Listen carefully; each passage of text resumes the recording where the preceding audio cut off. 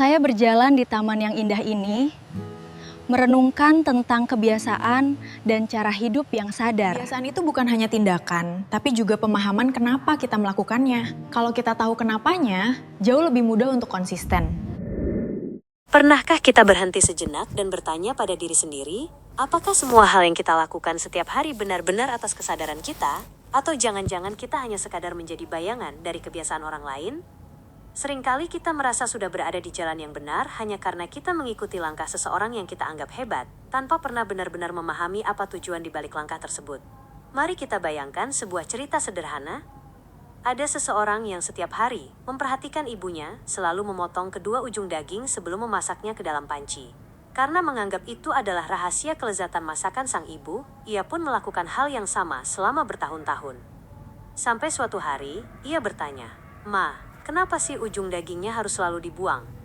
Sang ibu menjawab sambil tersenyum, "Oh, itu karena dulu panci mama ukurannya terlalu kecil, jadi dagingnya tidak muat kalau tidak dipotong." Disinilah kita sering terjebak. Kita menghabiskan energi untuk meniru cara orang lain, padahal alasan mereka melakukan itu mungkin sangat teknis, atau bahkan karena mereka sedang menghadapi kendala yang sebenarnya tidak kita alami. Secara filosofis, bertindak tanpa memahami alasan adalah bentuk ketaatan yang kosong. Meniru tanpa dasar hanya akan menjebak kita dalam rutinitas yang tidak memiliki esensi bagi pertumbuhan batin kita sendiri. Setiap tindakan orang lain memiliki konteksnya masing-masing. Apa yang terlihat benar bagi mereka, belum tentu relevan bagi kita jika situasinya berbeda.